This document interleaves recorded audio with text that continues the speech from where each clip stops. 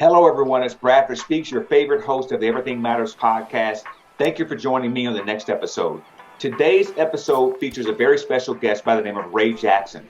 Ray's a self-made man, entrepreneur, owns a company by the name of Profit Integration. You can check him out at profitintegration.com. He focuses on working with small to mid-sized businesses, helping them to generate leads and opportunities that bring revenue into their organizations. He can teach you how to increase sales without money, which is pretty fascinating.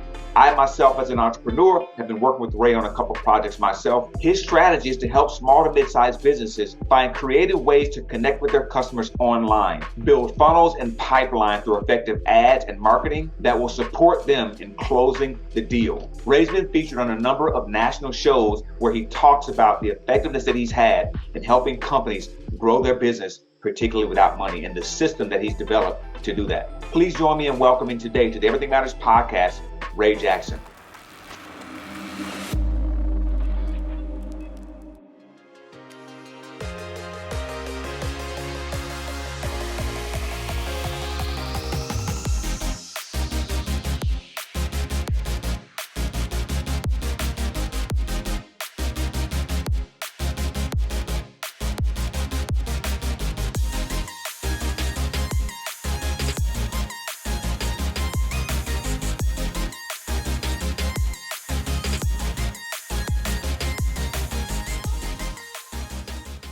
Ray, my man, so great to have you on the Everything Matters podcast today, man. We've been talking for a couple of months now, trying to get this thing on the calendar, and I finally got you here, man. So thank you for joining and being willing to share all the things that you're up to. I know you're doing a lot of great things with small businesses in particular and entrepreneurs around driving leads, marketing, branding, and really helping them to drive revenue to their businesses and drive their incomes. So I really appreciate you coming on here and sharing all the great things that you're doing in the community, within organizations, working with some of the clients that you're working with, and sharing your story, man, and being authentic with us. So thank you for being here today. No problem, Bradford. Thanks for having me. I really appreciate it. You got it, man. You got it. So Ray, you and I just met, man, a couple months ago. So I'm still learning a lot about you myself. And, I want to have the audience have the opportunity to know a little bit about who Ray Jackson is. Now, you ready to the Jackson 5, man? Are you ready to Michael? No, I wish I was. I probably would not be here on this podcast if that was the case. Right. Exactly. Because they are from Indiana, you from Michigan, so kind of that Midwest connection. You know what? I might just get one of those things that kind of ancestry or something. Start looking up, see if we attach somewhere. Hey, you might have a little nest egg sit somewhere for you. You never know, man. You never know. Now I'm gonna write that on my books. I'm gonna definitely look into that. There you go. Well, great, man. So let's start out, Ray, giving people a chance to know who you are. Like I said, you grew up in Detroit, right? So tell us what your childhood was like. Where did you come from? What was it like growing up for you, and just your whole experience as a child? Oh yeah, definitely. Growing up in Detroit, you pretty much had to be a little tough guy, and of course, I was the opposite. I was the short guy who was small, who was not fast, and so I couldn't find my place, in life, because going to school, you either play sports or you was really smart. So I didn't fit in either one of those categories. So I had trouble kind of finding my place, and I felt compelled to be in sports just because it was an active thing, and I enjoy sports myself. Yeah. And I do remember when I used to play basketball.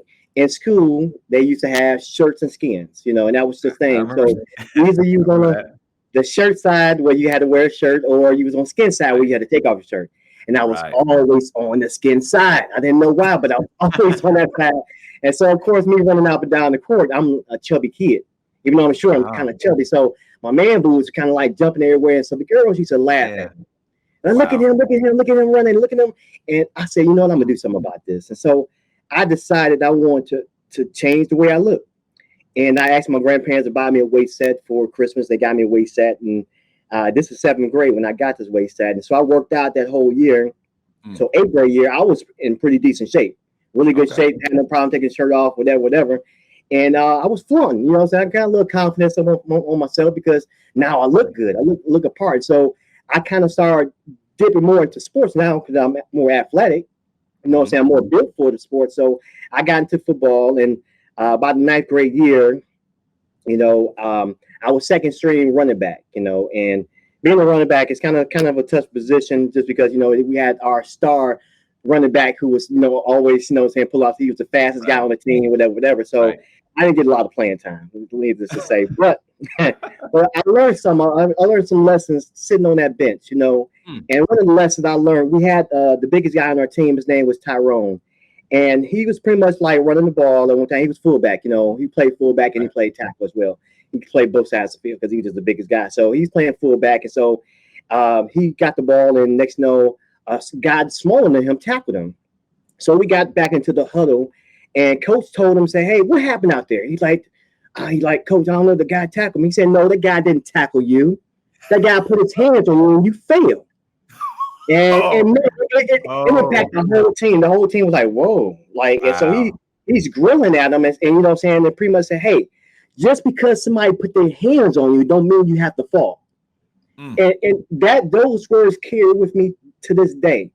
That's been over 30 years ago. So you kind of think about a child's mindset and where he's at, because after that coach said that to him, I seen his performance change.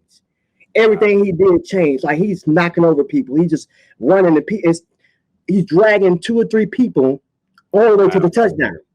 And it amazes you, like, what happened to that guy a few quarters ago? Huh?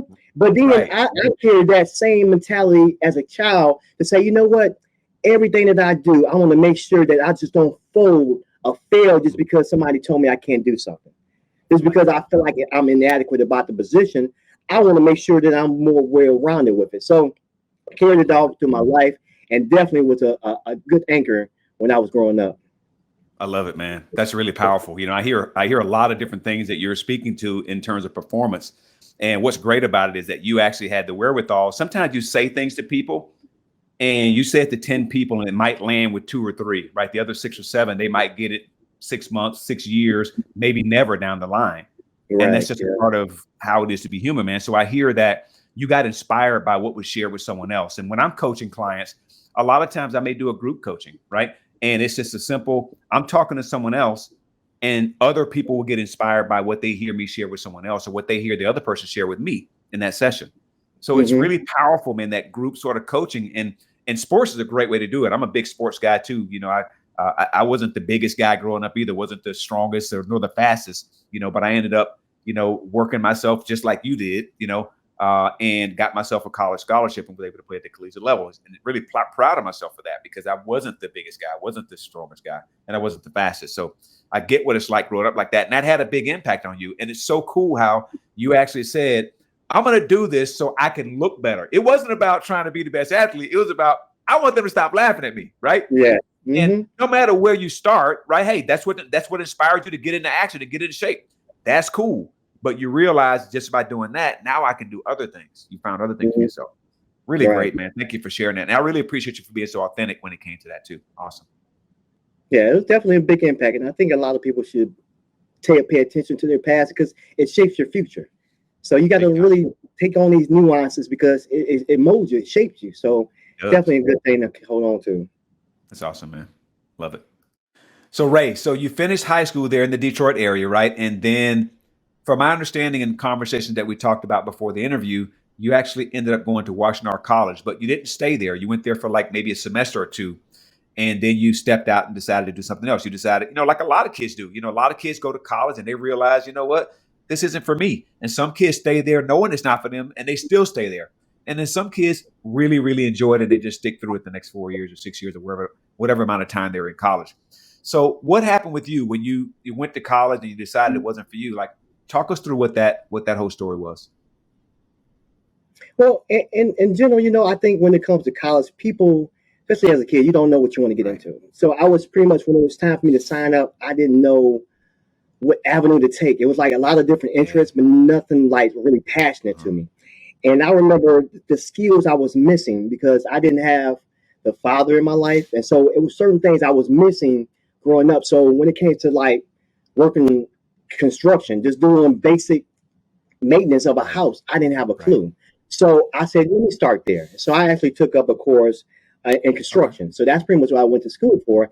And next thing I started developing, saying, well, maybe if I get good at this, maybe I can be a contractor and be able to have a team up under me and have some people working on houses. Because I definitely wanted to be going to real estate investment because I seen that they made big money. Like, you know, it's always that trigger. You know, as a kid, you want to go where the money's at. So if being a real estate investor where the money's at, I wanted to do that. So if I can develop a skill how to work on houses, maybe I can buy a few of them, bring them up to code, and, you know, flip them. So that was pretty much the idea when I was a kid. I went to Washington for, you know, that semester, and I really come to the conclusion that it wasn't me. You know what I'm saying? And I think that's what's so important. You start recognizing who you are as a person because of these experiences. Because at first you open to everything. So when you start experiencing it, now you're like, okay, it's something else that kind of triggered me. So I did like computers, but I didn't know what else I want to take up in the computer. So I left Washington College now, and I enrolled into a trade school, which, you know, they deal with computers. And, you know, it was an MCSE program, which is a Microsoft Certified Professional Engineer, System Engineer. And I took up this course, you know, and it was fun. I got to admit, it was fun. Even though my teacher at the time, you know, he was an Indian guy, and his language was very, very hard to get through it. You know what I'm saying? Just think about it. He got an accent and it's technical information, and you got to have, I mean, you got to have your blinders on, bro. I mean, you got to really zero in the rest, really grasp the content of it. And so I learned a lot from it. And what I did, what made me be good, and I want to give you guys this, because even when I was in the school, I wasn't working.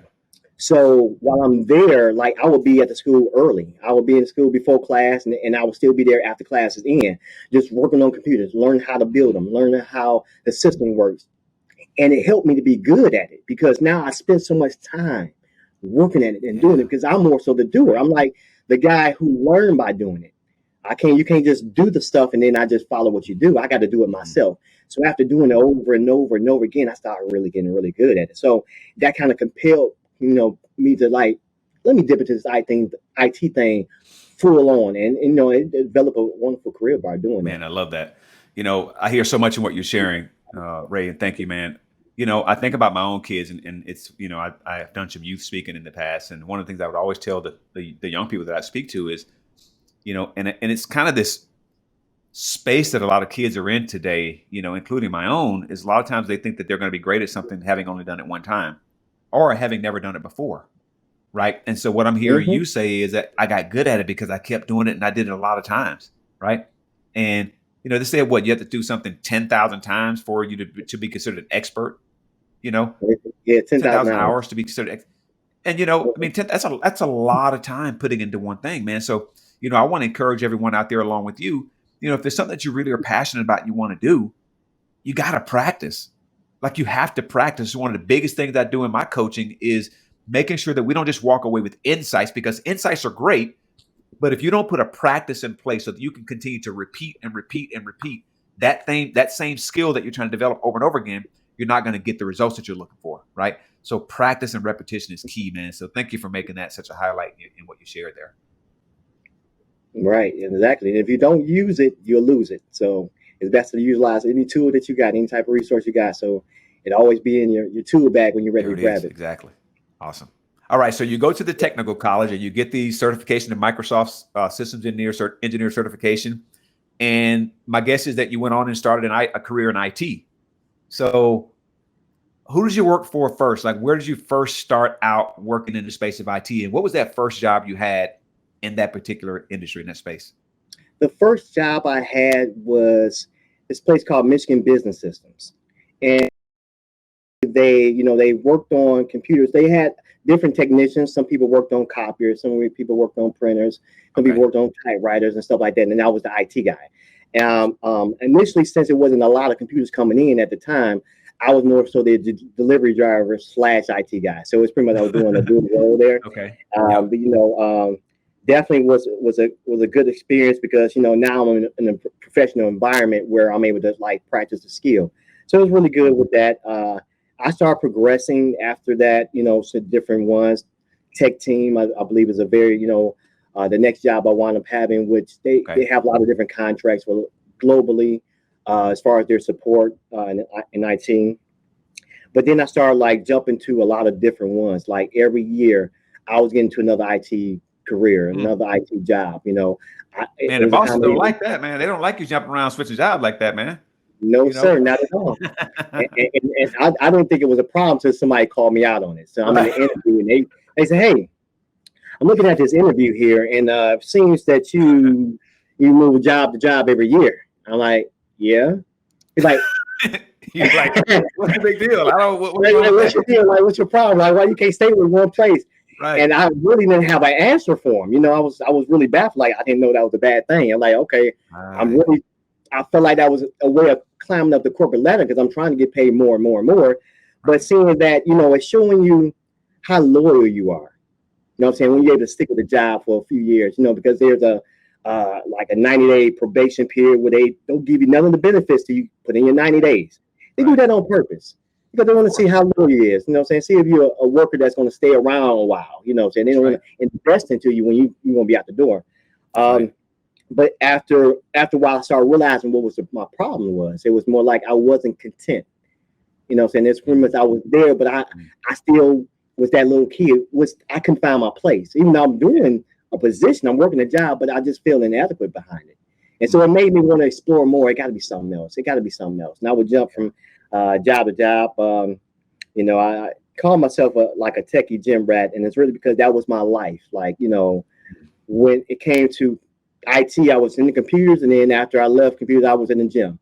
And I was the one to be in the gym for a long time, talking, working out, in the swimming pool. That whole time, that was my whole life. You know what I'm saying? There wasn't nothing else I was doing because at that time I was single. You know what I'm saying? It was just me. I didn't have any kids. So yeah, that was pretty much my life. And that's great. Definitely had a lot of experience doing that. That's great, man. I mean, work ethic sounds like it's something that you have, right? And what's interesting there is that you were able to stick with the gym but with the job, you're like, no. And I think that goes back to, what you mentioned earlier is not having a certain kind of mentorship there, right? Not having someone that could have those conversations with you saying, hey, it's a good idea to stick with a job for, 2-3 years to show that you have some stability, before you go on and switch to the next one. And those are conversations that I think parents, I saw my parents have longevity on jobs, but it was never a conversation that happened in the house. Say, hey, son, when you get your first job, you want to stick around. Now today, Ray, you and I know they ain't that way anymore. No, these millennials switch jobs every 6 months, bro. Like they always chasing the bag, right? And it doesn't seem to be such a big deal to them. So being that techie gym rat, what it showed that you had work ethic and you were committed to something. And even if it was a gym, so no matter what you're committed to, you committed that time to it. And even though you left jobs, you still were in the tech space. You didn't switch industries, right? So there was still that staying power there that you had. So that's really great to see in that. Yeah, great. So after that, you realize that, okay, maybe I shouldn't switch jobs as much as I've been doing, right? So what happened after that? When did you find your space or find that place? And what's also interesting is that you are still dealing with that not feeling like you belong, not being content yet. You still had that in your space running around in the background, right? And I find that to be very interesting that you brought that from middle school and elementary school, and it's still behind you, or maybe out in front of you even in your 20s. So when did you come to this place of feeling like, okay, this is where I'm gonna sit tight for a minute? When that happened? It really came when having a conversation. I'm not sure if it was a team leader or a manager, but I remember having a conversation and they asked me this question, like, what do you want? Because that's the thing. Like, when you know what you want, you kind of like know how to go after and fulfill it. But when you're uncertain about it, you kind of unsure you're just doing stuff because I need to make money. I need to be able to pay bills off and I need to work this job. And you're not really considering what's really down inside of you. So when they had me to sit still long enough to really dig deep to figure out what you really want, it's like, oh, you know what?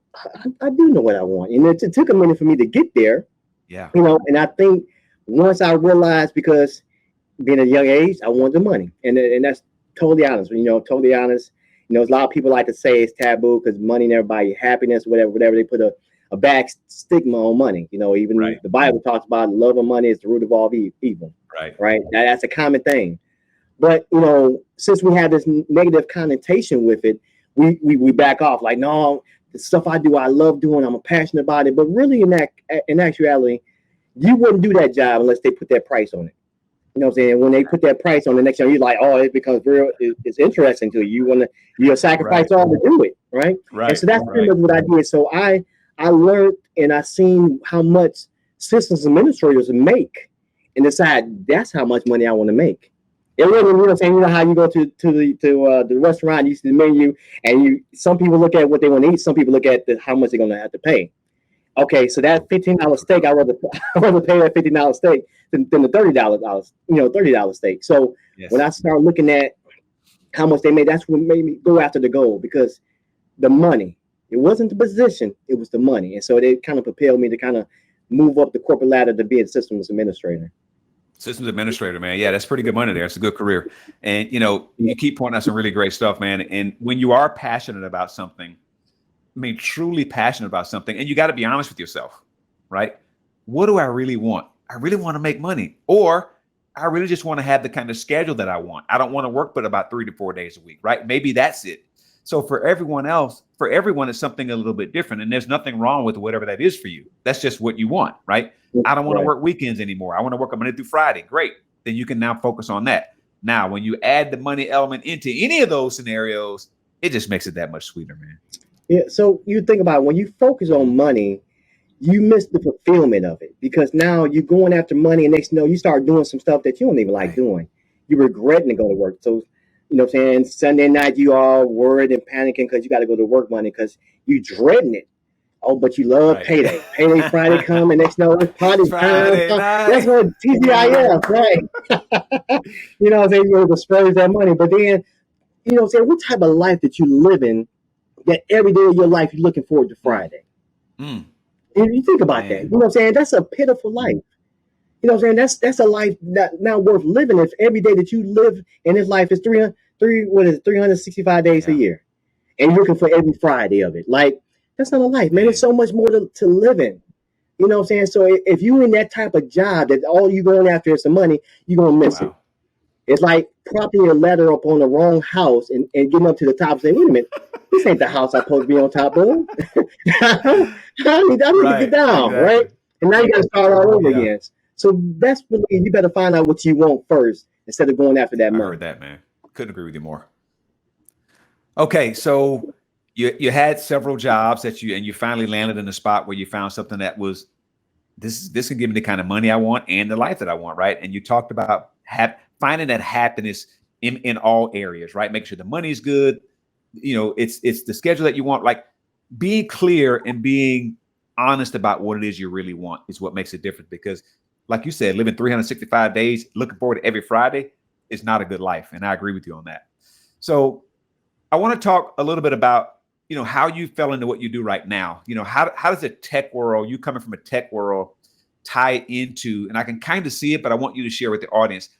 One of the things that you do is lead generation and helping companies and businesses figure out how to generate leads. I mean, being a sales guy for most of my career, I can tell you that the front end of any business, the lifeblood of any business, is going to be the fact that whether you can drive traffic and generate leads, because without a lead, you don't have an opportunity to make right?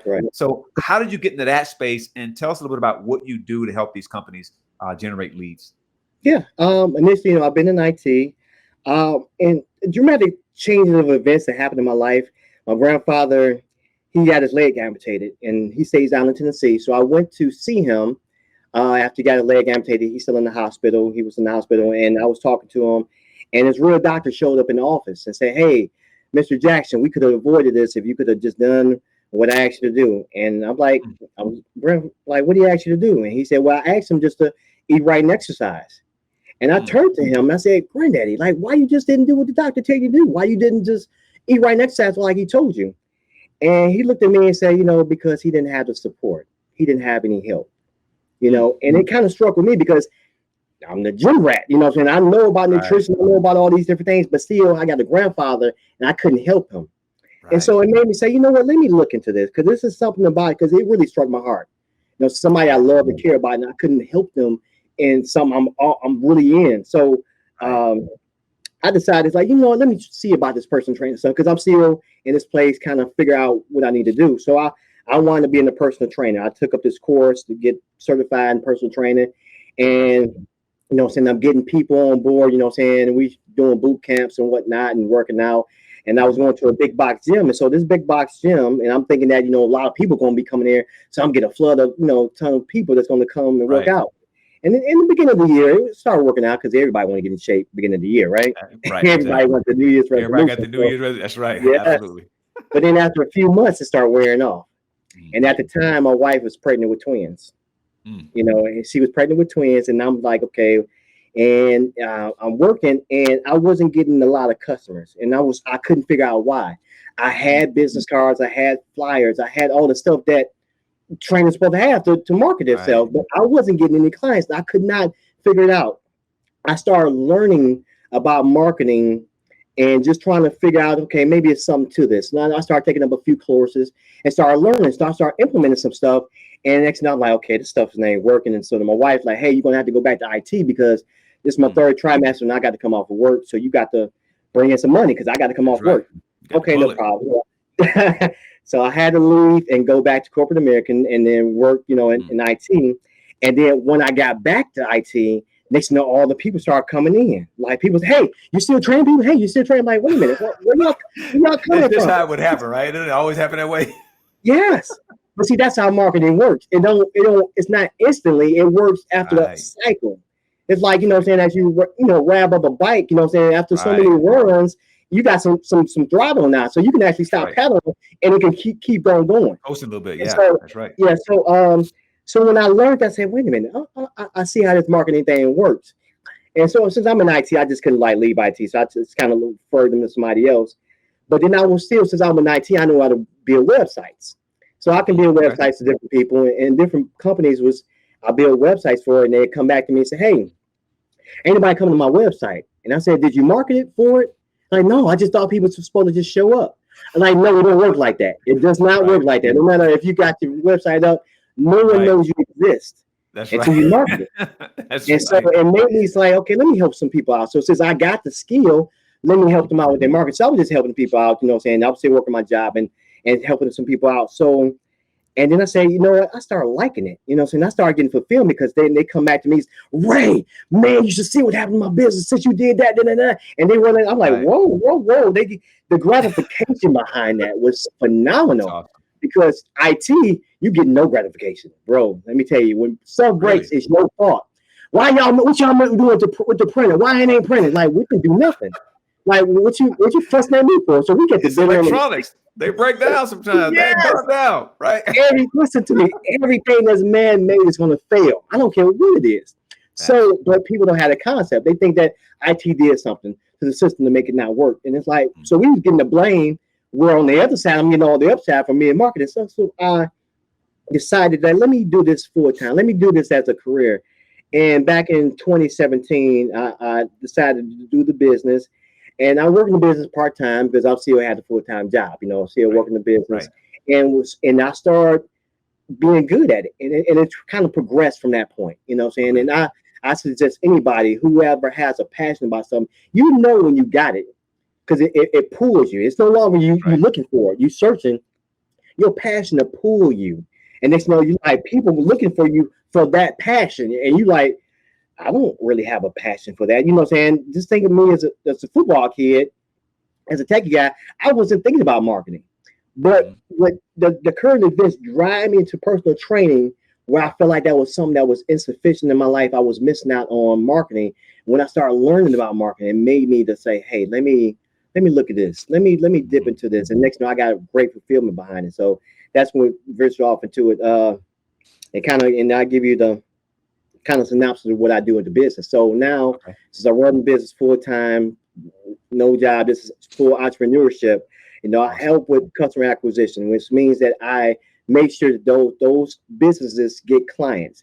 And how I do that, I pretty much give them a competitive advantage because there's other competitors that are doing the same thing they're doing. So how can the customer decide whether they want you or your competitor? Well, we want a more of an apples to oranges type of comparison. And that's where I come in and make your business more unique. So now I can market that. So I can say, hey, ain't nobody doing this. I'm the only person that's doing this. And not the cheapest, not the fast, but if you being the only person that's doing this, because that's what people are looking for. Mm-hmm. And so you're able to provide that type of service or that type of product.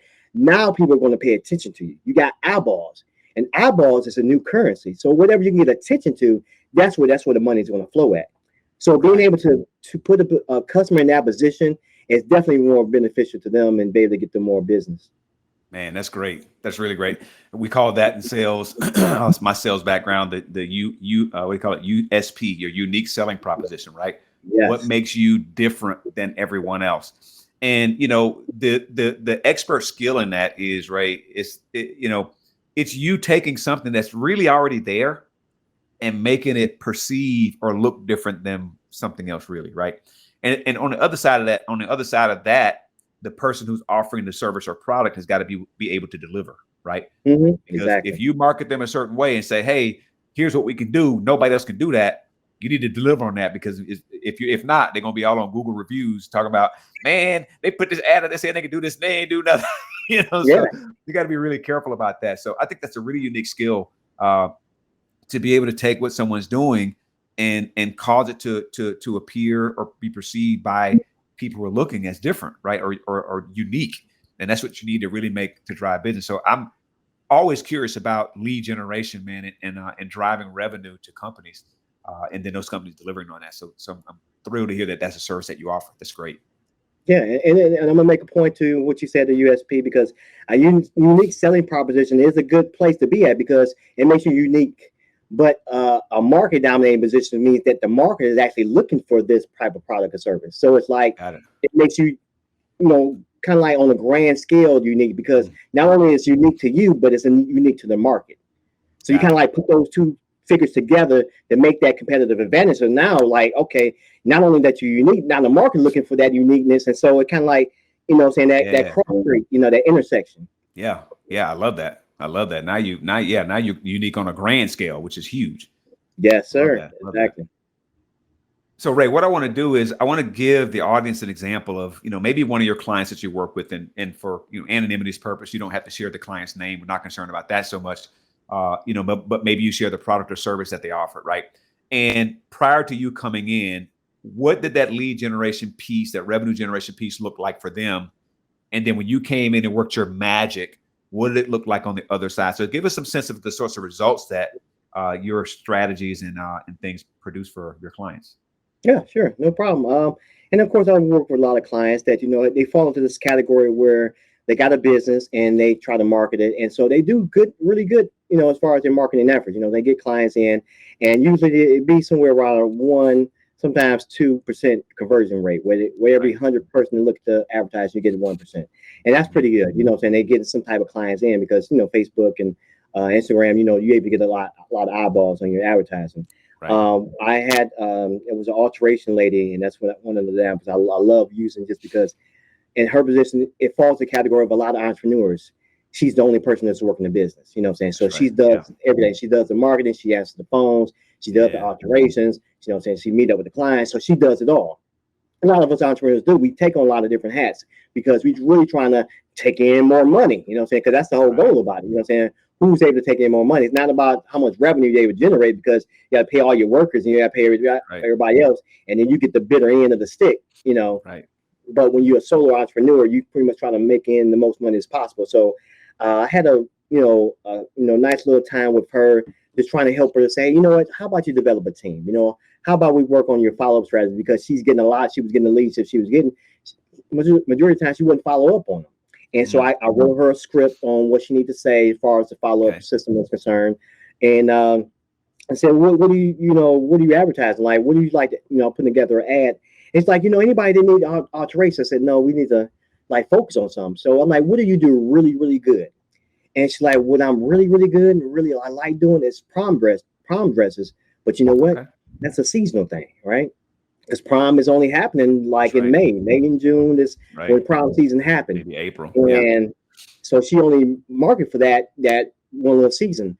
And I said, well, how about this? How about you become the prom dress lady? Where, no one can make a prom dress like you, and you can have your unique design, because she showed me pictures of the different designs she's able to do. And we're going to market that. So now we want to make sure that we have campaigns that we can run all year round. So even if that student that's about to be a senior next year, you can get her mother, right? So because so we want to have recurring revenue instead of just marketing it for everybody. So after making her her competitive advantage, being able to dominate the market with it, now her that percentage went up to, she got from a 1% to, we got up to like I want to think it was a 4% increase in the beginning, went up from 1 to 4%. Yeah. Wow. Initially. And Incredible. then, and so from that, her revenue increased by 50%. So now she was making 50% more than she was making last year. Because she even showed me like, wow, this is great. Like, and for her to have this gratitude, she feels almost indebted to me, but it's like, no, this is what I do. This is what I'm here to help you out. And so it was definitely a blessing to try to see how it came about, because in the beginning stage, she felt like she had some type of business. She had a grip on it. But a lot of us don't know the outside because we're in our own little box. And we feel like this is all we can do. I can only do prom dresses this year. I can only do that because that's what's going on this year. But if we position ourselves in a certain way, we're able to grab the masses, because now we're able to niche our market to this target market, and they're be involved on different times of the spectrum. Because some people, and it's three categories when it comes to a buyer's market. There's future buyers, there's soon to be buyers, and there's now buyers.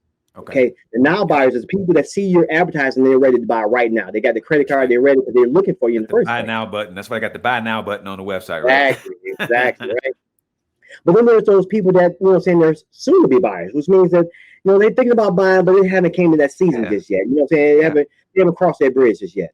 But then there's those future buyers, meaning that they got maybe a junior in high school, and they're future buyers. They're going to buy it later on, but they're just trying to get their affairs in place. And what separates future buyers from now buyers is information, because people want information. Okay, if you can prove to me that you are the dominating force in your market, now I'm more interested in buying.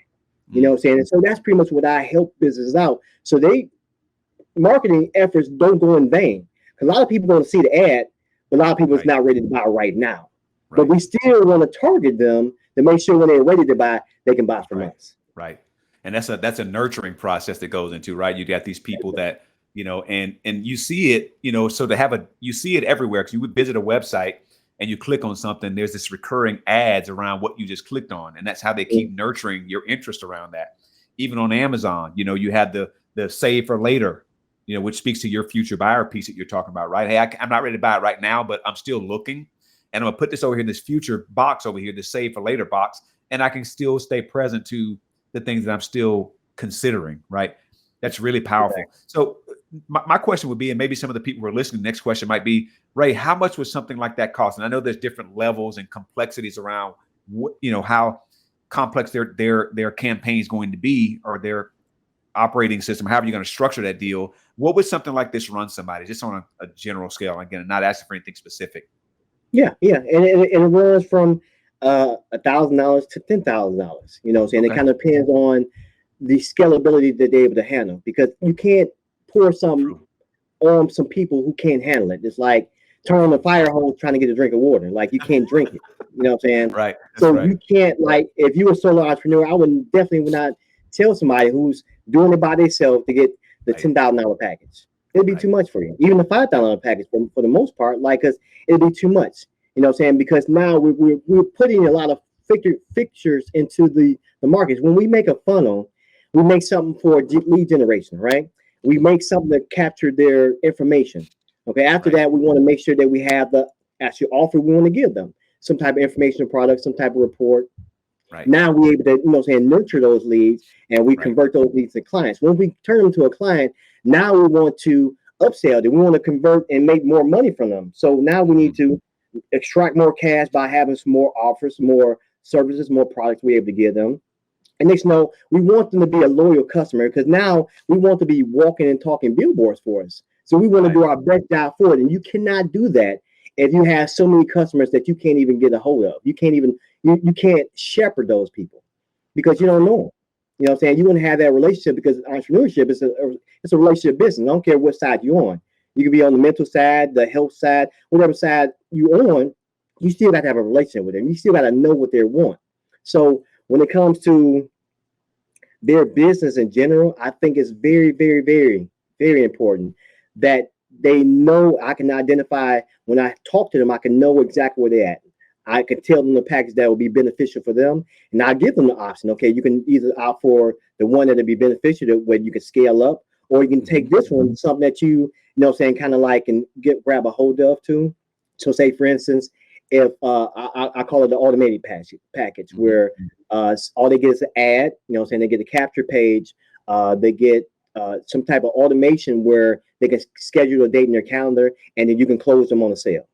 Okay. Gotcha. But those only work for people that's ready to buy right now. And that's only 3% of the market. So if that's pretty much what you want to target, just for 3%, that's fine. You can go for the lower package because that's all you want to get anyway. That's awesome, man. So you got options there. You know, if you're trying to, you know, nurture people down the line and have that 3 to 6 month funnel there waiting, and you're going to need a little bit more sophisticated system to keep those people interested and keep them engaged, is what you're saying. Exactly. Yes, sir. Really great, man. Really great. So how long have you been doing this this particular business that you do, right? And what's the name of your business, Ray? Name of my business is Profit Integration. And how I even came up with the name, because it's pretty much being profit minded is pretty much where I was at, you know what I'm saying? And be able to add on different components to it to kind of like, okay, what can we do to get more conversions or get more leads or extract more cash from this person, what type of upsells we can do, and trying to compile all these. But then after you get all this revenue stuff, now we need to work on how can we take in more profits, because now we got a lot of overhead. You spending more money out than you taking home. So we were able to cut costs and unnecessary expenses. So we were able to take on more profit. So once we integrate all these tools together, now you're able to scale, because now you're taking more money home. So initially, I believe that, you know, in the business, when I was doing profit integration, this pretty much was my mindset when I had it, and what developed the skill set, because I knew it's an important skill to have. As I start seeing gaps in my skill set, and made me want to acquire these skills so I'll be able to be more valuable in the marketplace. Because, you know, in the marketplace, that's where it all matters. The market will tell you if you're valuable or not. If you're not valuable, it's because, and get this, audience, if you're not valuable in the marketplace, it's because you don't have the skill. Period. Drop the mic. If you don't have the skills, you're not valuable to them. They say, oh, I can get that down the street. Oh, well, you got that? Oh, yeah, that's easy. I can do that. You know what I'm saying? That's a weekend course. I can do that. And so if your skill set is so easy to obtain, or they can find somebody on Fiverr to get it from, then, you know what I'm saying, it's like, okay, it's not useless to them. But when your skill set is compiled of a lot of different things together, and now you're able to stack on value after value after value, now you become more valuable in the marketplace. Now people look at you a lot differently. You know what I'm saying? So that was what I was able to, you know, to provide to the market.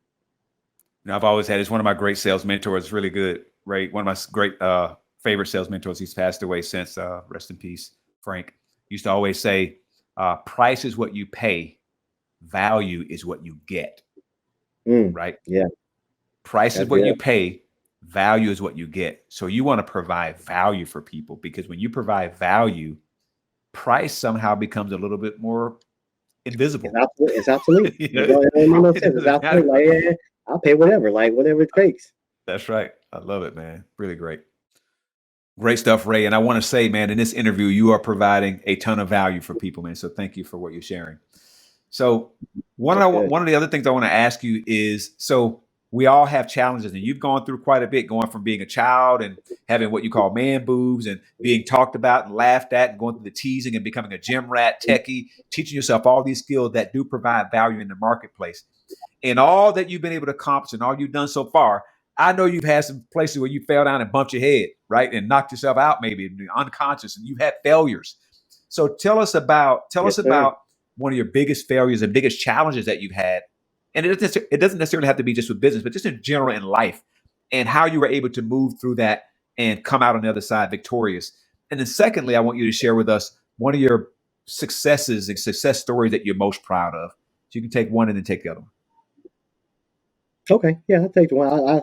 I definitely like this one. It's definitely something I can unpack, because it dealt with me all the way around. You know what I'm saying? I had just newly married, and we're trying to work on this adjustment period because I'm still learning to live with her. She's learning to live with me. So I was having a lot of turmoil with my marriage because I could not figure out my role. You know what I'm saying? I didn't know how to figure out that role to be the man. We was having financial problems because it was like, borrowing money from, your unemployed in-laws is kind of embarrassing when you're working, no like, doubt. and they're not working and they're lending you money. So it's embarrassing. So, having that problems, wasn't able to sleep as good, you know what I'm saying? So, of course, if you're not sleeping good, you're not going to be productive the next day. And it's, eating habits started getting the best of me where I stopped getting in shape, so I stopped working out completely.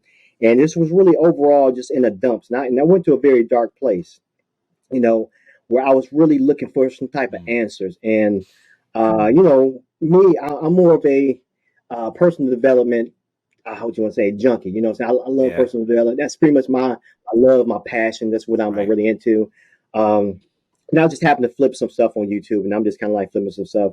And I bump into a guy. His name is Skip LaCour, so I like to give him kudos to him because he presented a lot of videos out, and he was pretty much saying, hey, if you are having these type of problems, I'd like to help you out. Just, go to my answer form or whatever and fill out, the form. So I went to his website, fill out the form, whatever. I didn't think none of it. I thought he was going to contact me by email. And within 10 minutes, he called me. And so when he called me, I was shocked. Like, hey, because people I feel like it was actually him. It wasn't like somebody else. It was him. It was him. Wow. It was him. Yes. It wasn't his assistant. It wasn't his customer service. It was him. He's like, hey. I'm like, hey, this Skip LaCour. Like, wow. Hey, how you doing? He's like, hey, I was reading your story that you sent me, whatever, and you kind of compelled me to talk to you. I'm like, oh, really? Okay. So me and him, I went downstairs and I talked to him for about 2 hours. And in the middle of that, he pretty much let me know some solutions he can help me out with. And all I need to do is kind of get into his coaching package. You know what I'm saying? And of course, me being leery about it, just because I don't know. You know what I'm saying? This is my first time really meeting you. There's no trust. I wasn't sure about it. You know what I'm saying? Yeah. There's no trust, yes. So, I was kind of leery about it. But when he told me, so after this call, you still want to go back to what you're in. You still want to deal with that, what you're dealing with. And he let me see, the damages that I'm doing by staying the same. And it made me say, you know what? Skip, I like to get your package, but I don't have no money. Like, for real, I'm really, really broke. Like, I'm barely living check to check, let alone trying to pay for some coaching service. And he said, I never forget what he said. He told me, how about, instead of you looking at what you got, how about you start being resourceful? You know what I'm saying? Look, you got somebody that's able to, that's able to help you out. You got some people that's in your corner, and sometimes you got that emergency credit card, right? And I said, I do got an emergency credit card. You know what I'm saying? Is this an emergency? I don't know. Do I call this an emergency? Exactly. I mean, nobody's sick or dying. He showed me how urgent this was to me, and and pretty much made me go ahead and buy the coaching package. And I can agree. By month 4, it helped me so much because now I'm implementing the strategies that he actually got me implementing to kind of tear away a lot of the disbeliefs, the different things I started putting into my life, and start really accepting me for who I am. Because the problem was I didn't know who I was. You know what I'm saying? I'm in a place where I'm newly married. And I'm trying to make this adjustment with my household, with my, the kids or whatever the case may be, and trying to find my way even with the business side of it. And so it was a really hard place for me. But he helped me to climb my way out of that hole. So now I'm able to see daylight. So now I know a direction I need to go into. Nice. So that was a huge, huge challenge I had in my life. You know what I'm saying? And having coaching helped me out through it. And as a coach, I love to hear that, right? Because it's exactly what I provide for my clients, is helping them to see where they're having these breakdowns and where they're stuck and stopped, right? I mean, I specialize in working with people who are stuck and they're like, I'm not sure what to do next, right? And there's typically some limiting context that's there, and I help people to really uncover those things and get them broke free, man. So great story. Thank you so much for sharing that. So is that also the break? Is that also the success story, or do you got another one for that? No, I mean, man, it's so much more. It's so much more. I tell you. Of course, I like to shine light up on that just because I feel like coaching is kind of undervalued because there's so many people get into it because it's an easy market to get into, you know what I'm saying? But it's so undervalued that, man, when you develop this skill set to be able to help them move forward, to actually do something beyond what you're capable of doing. It's very, very good. But I consider one of my biggest challenges, and I'll tell you this from my standpoint and how I really conquered it, is actually leaving my 9 to 5 job. Man. Okay. This is a huge step for me. You got to think, this ain't a person like, some people start from the bottom. This is a person that actually builds status, you know what I'm saying?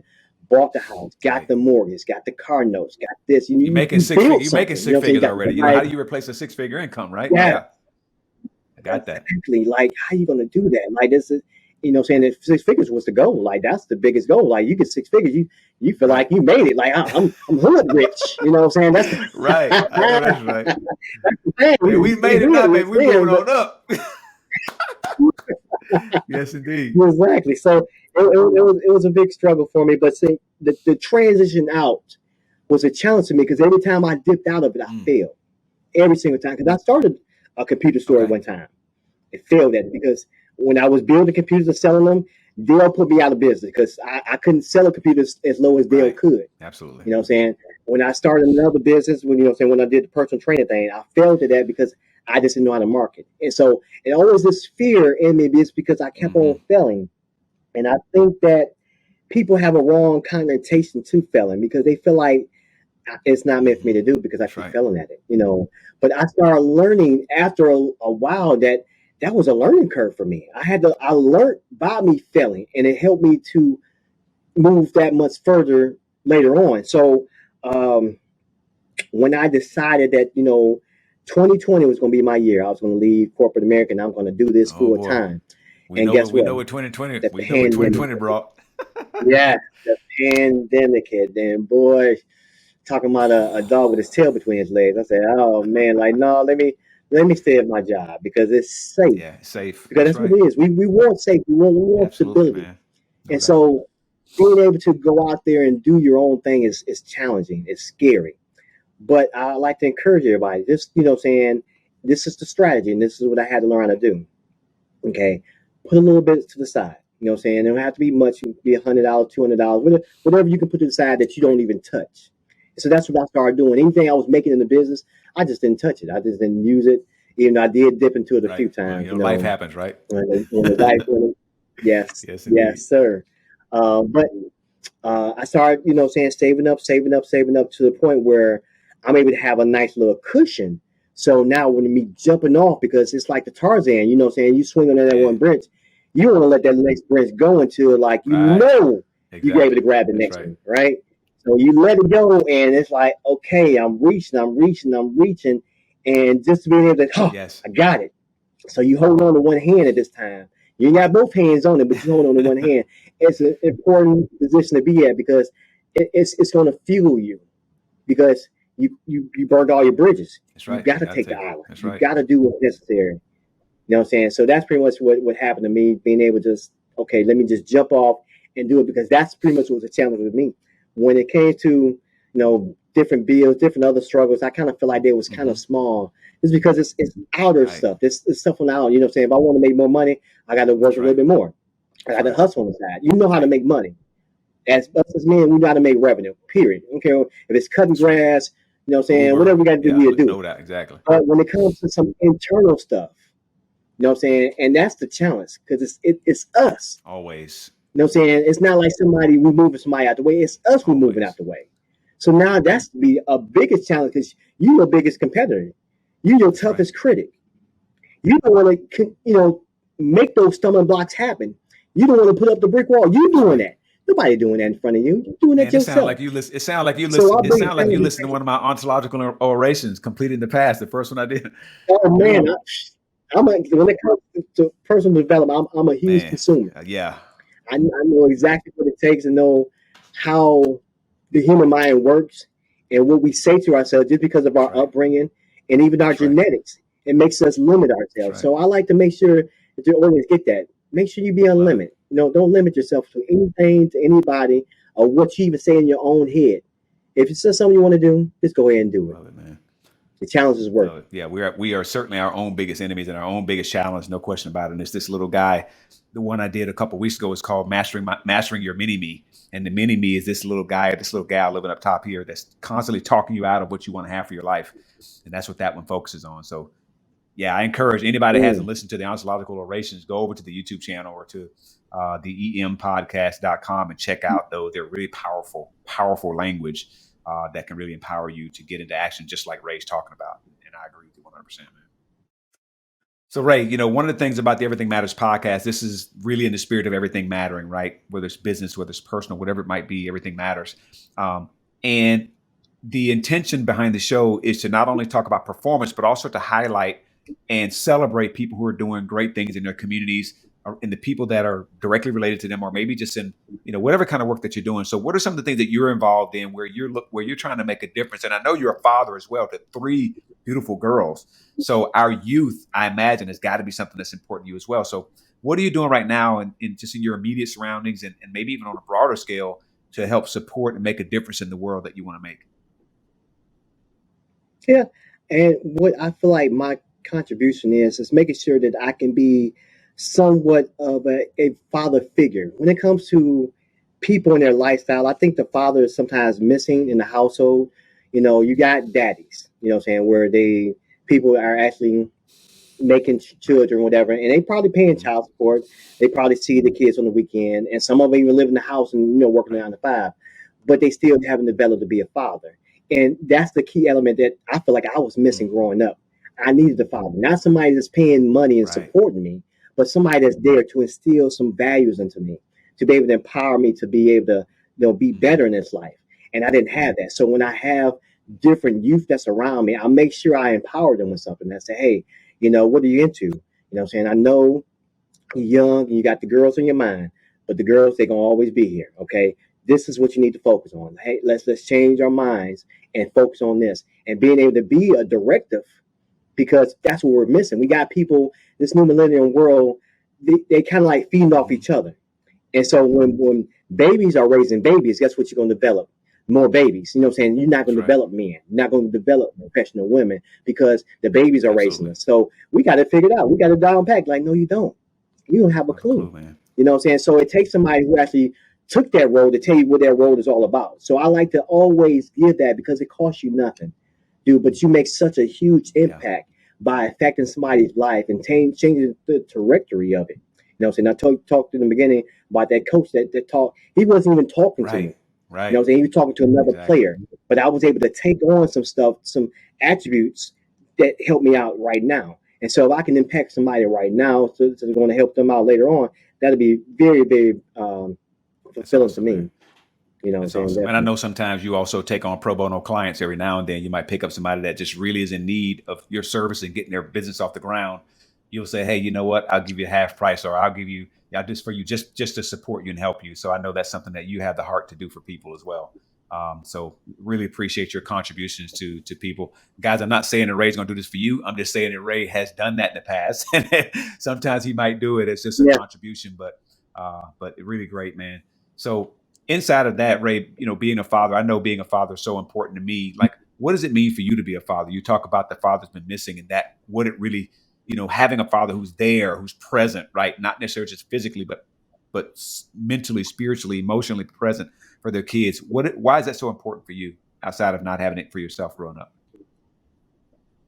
And it's real simple because a father, he cultivates, he just don't let everything just grows up in the garden. He just don't let, he's very protective, security radar is on.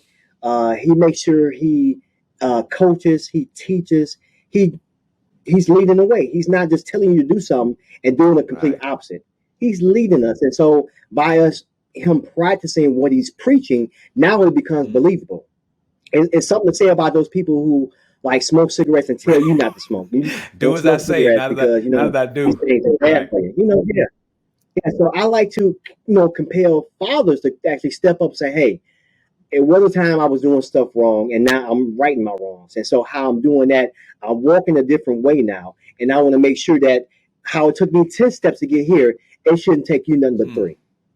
Right? Bridging that gap. So I can make sure that you're gonna step ahead of the crowd because now it took me 10 steps to get here. But now it took you 3. So next what's gonna happen? You know what I'm saying? In a few more years, you're gonna pass me up. Huh? You know what I'm saying? I'm gonna be 50, you're gonna be 30, and I'm gonna be hey boss, can I get an advance on my check? I'm gonna be asking you because you ahead of me, right? That's right. And some people have it. And so that's pretty much. Some people have a hard time with that, though, Ray. I was Some about to people say have a that's the hard time with important that, part. man. They don't want to let someone else get ahead of them, right? And that's not really the way progression works. If you look at, anybody who's built any sort of a legacy, in most cases they are leaving something for the people that are behind them. Now it may not be their kids, it may be a nephew, it could be someone that they feel is responsible for managing that legacy. They'll leave it with them, right? And they don't have an issue with them surpassing them. And that's what to me is true wealth and true success looks like. Yeah, because other than that, and I think it's sometimes to be a culture thing where it's a crab in the barrel effect where we want to pull each other down, and there's no one there to like lift each other up to say, hey, you know what? There is a better way. You can get out the bucket. You can get out the box. You can leave corporate America. You can do that, and you got support. It's not like you by yourself, and so that's pretty much I feel like one of our roles that we're missing, especially being a father. You know what I'm saying? Because you can father a lot of people. You can actually, even though that's not your offspring, but being able to give them advice, mentor them, and help them along the way. That's a very important role. I think it's also important that that we also get that kids have a certain listening of us as parents, right? Because we've put stuff into space that makes it sometimes hard for them to hear us, especially when they get to be teenagers. Because they start to see the world the way they see it, and they start thinking that they got all the answers and dad don't know shit. You know what I'm saying? And all that stuff comes up, and it's like, okay, well, I got 40 years on you, but go ahead on, bro. You figure this out, But stay patient with them, right? And stay just in loving kindness with them, because you're planting seeds. I think about things my parents did for me. The seeds were being planted, and I didn't realize those seeds were even there till many years later. So don't give up on your kids and don't get discouraged about that being a parent. Great, man. Great. So, hey, Ray, how do people find you, man? How do people get in touch with you if they want to find out more about your business, what you do, the service that you offer? Where can they go to find more about you? They want to look me up. They can find me on Facebook on Profit Integrate. And so that's pretty much the hashtag for that. If they want to reach me there, they can also follow me on Bro Ray Jackson. That's on Instagram. That's BRO Ray Jackson. You can definitely find me there. And if somebody would like to have some free strategies, your audience, if they want to have 8 strategies that they can use to produce revenue without having to spend any money on marketing and advertising, they can actually go to increasesaleswithoutmoney.com. That's increasesaleswithoutmoney.com. And then you be able to get this free ebook and you be able to download it and use it as you will, to get that money. Love it. Great resources, Ray. This has been a great interview, man. So much value that you provided here for the audience. And I really thank you for all the contributions that you're making. I thank you for being the father that you are and being committed to making a difference in our world, man. And thank you for coming on the Everything Matters podcast. Any final thoughts you want to share with our audience before we wrap this baby up? Oh, yeah. And I just thank you, Brad, for having me on. I definitely want to make sure that if nobody take anything from anything I said today, then make sure that you come out as being infinite, which means that you're not stopping at a certain goal. You keep going, because sometimes we set goals and sometimes we reach them, sometimes we miss them. But then it's a place where we plateau or we stop. But it's something about us that we have to evolve as creatures. We got to progress in life. And if nothing else, make sure you move forward. You say, what else is after this, Ray? There's some more. Get a coach. Get somebody that's ahead of you, because there's so much more that you're able to adopt and get, because you decide in your mind you're not going to stop growing. You're going to stop developing and continue to progress and move forward. So make sure that they get that and be a huge benefit to them. Man. Well, Ray, again, thanks a lot for coming on to the Everything Matters podcast, man. And, keep us posted on what you got going on, man. Maybe we'll have you back again, in some months down the road.